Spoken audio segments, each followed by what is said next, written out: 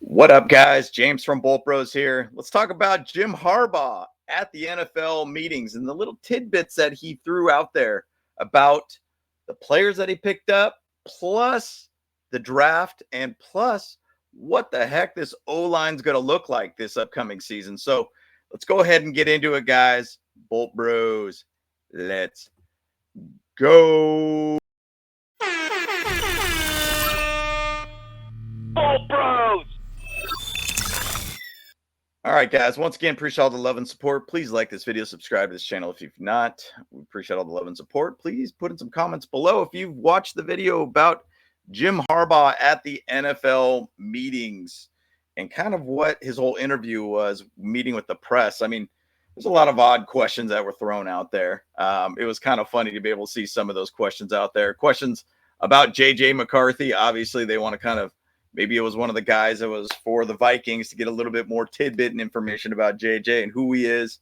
And then Andrew Luck being now at Stanford as the GM, kind of some odd questions that come off a lot of odd topics. But one thing that he really started digging into early in the video was talked about the draft. And ultimately, it's not like he's going to give secrets at first round. This is who we're looking at, blah, blah, blah, blah, blah. They're not going to do that.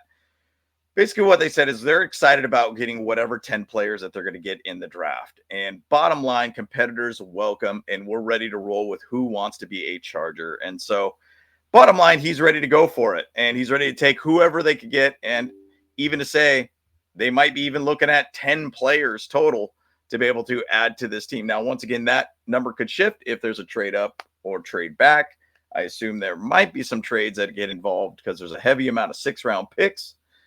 A little bit that you could potentially find a way to jump up in somewhere in the draft to be able to go after a player. But either which way, he did talk about the draft, and he's very excited about the draft, and the excitement is building for the draft. And I can't wait for the draft. We're really, really close to it, guys. And we're in April now. Once again, it is April later this month. So we're only a couple weeks away. So one thing that really got me excited to be able to see kind of what he was talking about is the O-line. Now, I'm just going to show you kind of the depth chart here and kind of what's there. One thing that he did talk about was Trey Pipkins possibly at left guard as the starting left guard, moving him from right guard to left guard. Now, essentially what that means is that you got Trey Pipkins, who's been a tackle, who's been a right guard, now move him over to left guard. Now, where does that leave Zion Johnson at that point? I mean, you got two guys who are basically centers, Bradley Bozeman, Andre James, as you could see there, and the talk about Zion Johnson becoming a center.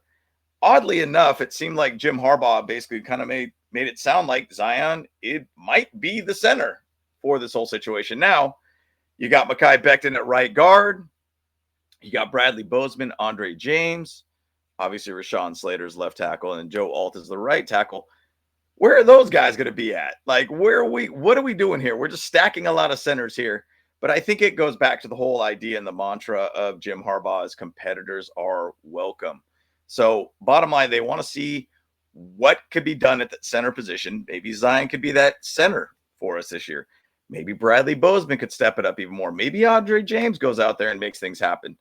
I think he did even talk a little bit about Andre James potentially being put as a guard too. So bottom line, this O-line is going to be shifting around a lot. And camp battles, off-season training, all that stuff is going to kind of, vet it out where these players might actually work. Obviously, you got Jamari Sawyer, who could be a guard for you, even a right tackle for you.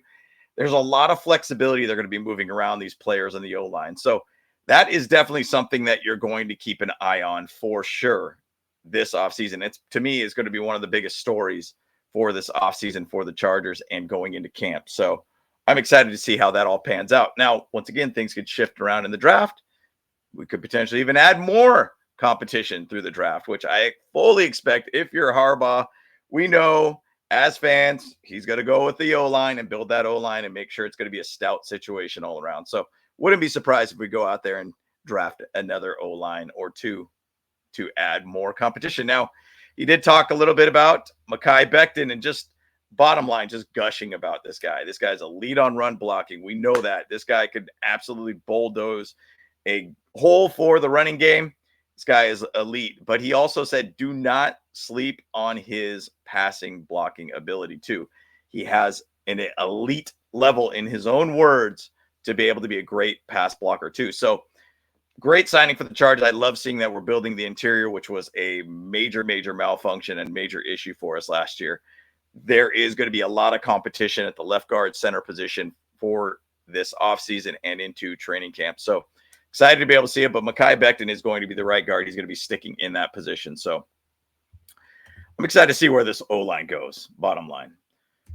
One thing that he talked about too was Tyler Conklin, and obviously he talked about a lot of other players there too, but he kind of gushed quite a bit about Tyler Conklin, gave this whole history about him, where he's been, even the connection to Sharon Moore, who is currently the head coach for Michigan, which obviously was under Harbaugh when he was there. Bottom line, very much excited about having Tyler Conklin here, a guy that I've always felt like the way that Harbaugh wants to find these guys are just blue collar worker type guys. And Tyler Conklin is one of those guys, just goes out there and makes things happen and works, puts his head down, goes out there and work. This guy could easily get you 500 yards as a tight end, possibly 600. He even talked about Will Dissly and how what he did last year. You got two good tight ends here that Will Dissly did beyond what he was asked for and did a great job for us as a tight end. But now we have a true tight end one at this moment with Tyler Conklin. But once again, anything is possible with the draft, in my opinion.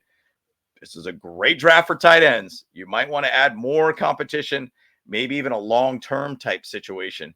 Because once again, Tyler Conklin and Will Dissly are only 1 year deals left or signed as a 1 year deal. So I think it is, once again, he did end this as competitors welcome.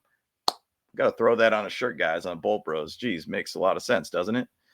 But moving on, talking more about the free agent class and who they ended up signing. Talked about Dante Jackson and Benjamin St-Juste, adding him to the cornerback and them to the cornerback room. And he really jumped more on Dante Jackson, more or less saying, hey, look, this guy is a ball hawk. This guy's very aggressive to the ball. He's about making plays all around. And that's one thing that I'm very excited about in pairing him up with Cam Hart and also Tarheeb Still, who is a ball hawk. You want to have those guys back there that can make plays and find ways to get turnovers. And Dante Jackson, if you put him with Tarheeb Still on the outside too, gosh, that's a very, very scary cornerback class that could really make big plays. So I'm excited to be able to see where that works. I'm excited to be able to see who Dante Jackson's going to add to this team. Maybe he'll end up being an outside corner for us. Whoever is going to be nickel, I don't know where that's going to go and who's going to be where. Maybe it'll be Cam Hart on the outside with Tarheeb Still as the nickel. Who knows? But bottom line, he gushed about Dante Jackson just being a true ball hawk for this team. So he wants guys that could make turnovers happen, and Dante Jackson could be that guy for us. So I'm excited about it. It's a good addition to this team, bottom line. So moving on to the next addition that he talked about was Deshaun Hand. And he talked a lot about the D-line too. You know, bottom line, I've always looked at it, and I've said it many times in our podcast. Bobby Ross talked a lot about you win and lose at the lines, O-line, D-line. That's literally what Harbaugh does. Build the D-line, build the O-line. That's where you win and lose. And you could even just say back to the playoff game against Houston, we lost the line, right? Our O-line did not do a good job at all for us to protect Justin Herbert, allow our run game to get going. Obviously, we didn't have great wide receivers to be able to work with too. But bottom line, O-line allows the offense to work. And D-line allows the offense that you're playing against to not work if they're very, very good. Break up their D-line or their O-line. Make sure you got a strong D-line that can get after everybody. And one thing that he talked a lot about was Deshaun Hand was he's a guy that just brings in a great attitude, lights up a room, makes the team better all around, energetically wise, and he's just a blue-collar type player, bottom line, and puts in work. So I'm excited to be able to see it. And he even talked about the highlights. Look at the highlights of what he could do. This guy could get after the quarterback. This guy could basically stuff the run defense. He could be one of those guys that could just be an absolute good space eater for you for your D-line. So I'm excited about it. He did also talk a little bit about the draft and the D-line. He did state that this is a very good defensive line draft. This is a draft that you could really go out there and get another player at the D-line, which I would not be surprised if that happens. I mean, you got to think you got Kenneth Grant that potentially could be at 22 for you. It's a Michigan man kind of guy. What's crazy about Kenneth Grant is that guy, could be moved around all over the D-line. He's a massive human being, a guy that could basically add a lot more to that line and probably give us stability over the long period of time with the D-line. A lot of one-year contracts. Once again, guys, you got to fill in those gaps. 10 picks. You want to find, if you get 50% starters out of that and some depth, that's going to be a home run draft for you. So who knows? We'll see where it goes with the draft. And if they do end up going with a Michigan man, Kenneth Grant at D-line at 22, which totally is possible. One thing that Harbaugh did even state about the D-line is that we all saw it at the Super Bowl. See what a disruptive D-line could do to basically get you wins and fully control a game like the Eagles did against the Chiefs in the Super Bowl. So it's going to be a copycat league. Once again, the D-line is going to be a big emphasis for all of these teams out there. So excited to see what happens in the draft. And then finally, to end it, and I want to say Daniel Popper was asking these questions, and we are all thinking about it. We've talked about it. Obviously, we got Mike Williams back there. Harbaugh said that Justin Herbert was extremely excited to be able to have Mike Williams back. But, once again, the whole post, Mike Dub throwing this out there. Hey, run it back, Turbo. Let's bring it back. 13, Keenan Allen. I believe it was Daniel Popper who asked the question. Is it a possibility? And he said, Jim Harbaugh said in his words, that would be cool and anything is possible. So who knows? I think it's going to be something that's potentially going to happen. Once again, Keenan Allen did repost this on his Instagram. You think things are moving around. Maybe it's an after draft type situation. These latter part of their career type players take time to sign because they want to basically take time off and not feel like they're forced into a team immediately. So I wouldn't be surprised if Keenan Allen finds his way back to the Chargers, possibly on a one-year deal of some sort or whatnot too. So that would be pretty cool. And that would be very dangerous to be able to have that many weapons back on this team on the wide receiver side of things. So once again, that's the recap of what Jim Harbaugh talked about. I'd love to be able to hear from you guys in the comments below about maybe some tidbits I missed or maybe some details that I missed of any sort. But always great to be able to hear from Jim Harbaugh and kind of hear what's going on in his mind about what's happened with free agency, draft, and the state of the team and everything too. So once again, want to hear from you guys. Put some comments below about this video, also about what Harbaugh talked about, and plus like this video, subscribe to this channel if you've not. Well, we appreciate you guys once again. James from Bolt Bros. Let's go. Hey, what's up? Cameron Dick here watching Bolt Bros podcast.